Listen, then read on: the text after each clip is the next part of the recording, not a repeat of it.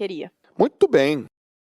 Olha, gente, o assunto é como fazer um 2022 mais produtivo. Então, eu vou abrir a primeira rodada de perguntas. Pode ser para qualquer um dos três aqui, tá bom? Sobre esse assunto. Quem vai? Beleza, passa o mic lá. Fala teu nome, fala de o que você faz, tá? De onde você veio e aí direciona a pergunta. Olá a todos, prazer. Meu nome é Micarla Lins. Micarla, bem diferente para não esquecer. Micarla. Tá Ainda bom. vai escutar bastante. Eu sou mentora de comunicação e oratória para mulheres que querem ter uma comunicação inesquecível. Sou vice-campeã brasileira de oratória e campeã de muitos torneios internacionais de debate e argumentação. Tem campeonato de Que oratória? medo. Tem. Você sabia disso? Não sabia. Não. Eu já É fiquei mesmo? com medo. Tem, Porque a pergunta vem pra mim. esporte que Pode nasceu... perguntar pra Malu. Peraí. Oratória é um esporte? Sim, Eu tô entendendo a mesma coisa que eu acho que eu tô entendendo? exatamente. Tipo assim, falar é um esporte? Exatamente, que a gente leva bastante a sério. Caracas, cara. É um esporte que nasceu no Reino Unido, e aí aqui no Brasil ele é um pouco mais novo, tem cerca de 8 anos, e a gente debate competitivamente tanto no Brasil quanto em outros países. Em 2020, eu participei de mais 50 campeonatos na América Latina em espanhol. Então, é uma oportunidade muito grande de você se colocar à prova, de discutir as coisas que você conhece e se tirar da sua zona de conforto, né? Afinal de contas, você não escolhe qual lado você vai estar e nem o que você vai discutir. E você só tem 15 minutos para preparar o seu discurso. Jesus.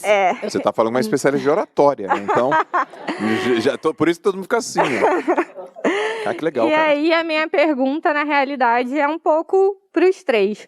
Com essa rotina, tentando ser um pouco mais produtivo, com tanta coisa que vocês têm para fazer, vocês trabalham muito com a oratória, comunicação e a voz de vocês. Como vocês fazem para se preparar para grandes palestras, podcasts e para conseguir se comunicar tão bem? Vai. Boa pergunta. Posso começar? Pode. Enquanto você estava falando, vieram duas coisas na minha cabeça. A primeira delas é um livrinho que eu tenho do Schopenhauer, ele se chama Como Vencer um Debate Sem Ter Razão, que são técnicas de oratória. E a outra é que há pouquíssimo tempo eu estava lendo junto com o pessoal do Clube do Livro, um livro que é o Vidas Comparadas, é uma coleção, ou Vidas Paralelas, de um grego chamado Plutarco, onde ele compara sempre um grande grego e um grande romano. E nessa comparação ele pegou Alexandre e Júlio César. E Júlio César foi um dos homens mais marcantes da história. São poucos que podem falar que mudaram o calendário, né? Você tem Cristo antes e depois de Cristo, mas você tem César também. Porque ele criou o calendário que a gente usava até não muito tempo atrás, que era o juliano. Os russos usaram o juliano até 1917, hoje usam o gregoriano. E o César se orgulhava muito de uma coisa. Ele dizia que ele era o segundo em oratória em Roma. Ele só perdia para um cara chamado Cícero. E graças à oratória dele, ele conseguiu ter muito sucesso na política. E ele também falava, eu sou o segundo, eu não sou o primeiro, mas porque eu sou homem de armas, né? Se eu fosse me dedicar só a isso, eu seria o primeiro. Ele colocava. Então a oratória é super importante. E eu sei disso hoje mais do que nunca, mas eu sempre valorizei uma oratória boa porque eu tinha admiração por quem falava bem. Então como que eu faço para me preparar? Eu ensaio. A Malu sabe disso. Eu ensaio, eu fico falando sozinho, fico repetindo, eu mexo a boca, assim, enquanto eu estou ensaiando mentalmente. Ela sabe que eu estou fazendo um discurso mental comigo mesmo. Então eu gosto muito disso. E sempre que eu vou fazer alguma coisa, eu também imagino, por exemplo, num podcast, se eu dou uma resposta, eu já gosto de imaginar qual é a possível réplica daquela pessoa para que eu tenha melhores argumentos. Então, o meu truque para isso é óbvio, é a preparação. Eu levo muito a sério as apresentações quando eu vou fazer, porque por mais que eu seja um cara bom de improviso, eu sou muito melhor se eu não tenho que improvisar. Se eu já sei qual é a pauta, qual é o assunto, eu consigo preparar, eu consigo buscar referências, frases de efeito, e isso deixa o discurso, logicamente, muito melhor. Mas eu pego tempo para isso mesmo. Eu gosto de ter essa preparação.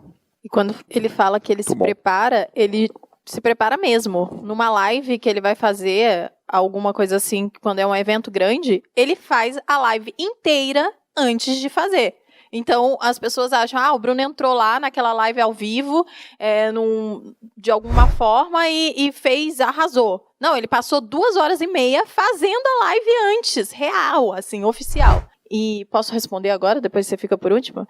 Posso botar uma coisinha aqui, uma observação? Pode. A gente fez uma live pro Stage, que foi o Viver de Renda com Marketing Digital. A live para começar às 8h. Eu comecei a ensaiar às 6h, eu acabei de ensaiar às 7h55. eu tomei um café, a live começou às 8. E a Lara tá aqui, não me deixa mentir, ela tava lá.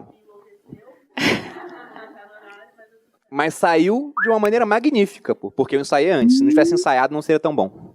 Quando você começou a falar, eu fiquei super nervosa, porque eu falei, meu Deus do céu, eu sou péssima em oratória. Mentira, eu sou boa hoje em dia, né? Mas eu já fui muito ruim, e hoje em dia, obviamente, eu tenho muita coisa para melhorar, mas eu tenho noção de que eu melhorei bastante. E eu não fiz nada para isso. Eu acho que o que eu fiz de principal, assim, foi me atentar ao que eu fazia já antes. Então, eu me preocupei com a forma como eu falava as palavras. Antes, eu sempre falava as palavras pela metade, eu comia os S's, comia os R's, comia todos os plurais. Isso deixava a minha fala super pobre. Então, eu só me preocupei.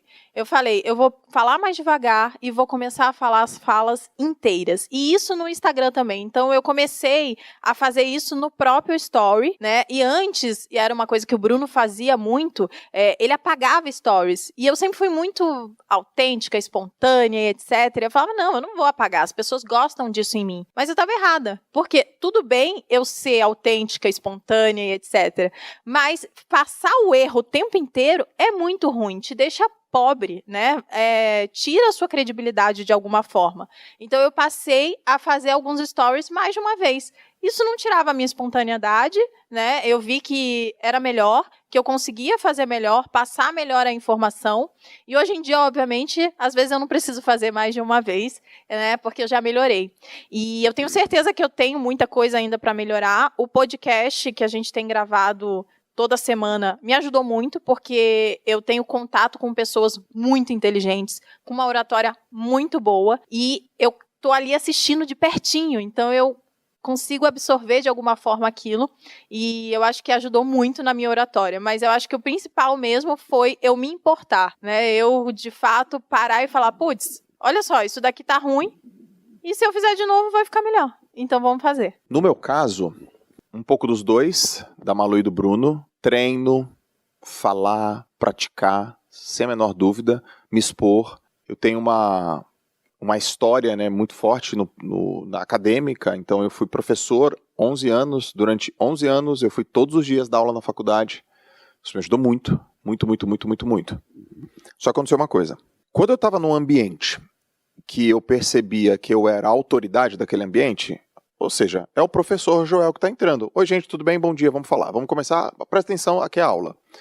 Eu nadava de braçada. E aí eu comecei a conversar com pessoas das quais elas exerciam um poder na minha cabeça de autoridade muito grande. Cara, vou falar com essa pessoa, vou falar com essa pessoa.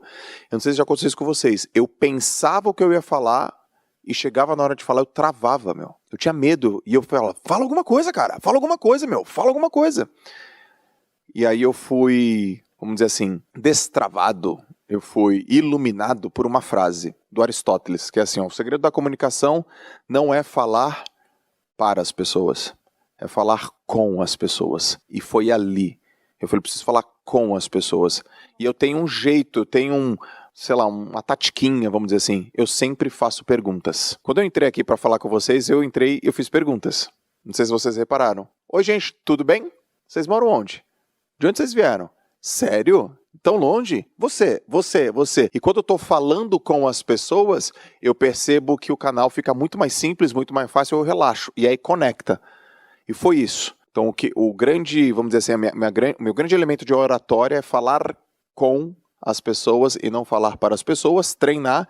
E aí eu percebi também que os grandes oradores, eles têm algumas características. Fala simples, não tem palavra rebuscada, são naturais, tem naturalidade, tem carisma, são bons ouvintes, tem pausa e tem um negócio muito forte que eles geram identificação. Vamos pegar um comunicador aqui, tipo o Whindersson Nunes. É um comediante, mas por trás do comediante, um excelente comunicador. Então quando ele fala da história lá do rico e do pobre, quem é rico se identifica quando ele dá o exemplo. Quem é pobre se identifica quando ele dá o exemplo. Então a identificação faz a galera fixar. Então ter bons exemplos, ter colocações que fazem parte do contexto, isso faz uma boa comunicação. E aqui, ó, nunca falei isso, mas vou falar. Se alguém me perguntasse, Joel, qual é a sua arma de guerra poderosa? Não é meu foco, não é minha disciplina, não é minha alta performance. A minha arma mais poderosa é a minha comunicação. Foi ela que me trouxe e tá me levando em vários lugares. Aí ter um podcast como esse, melhora essa arma. Aí falar no YouTube, melhora isso. Então você cria situações que potencializam o seu, sei lá,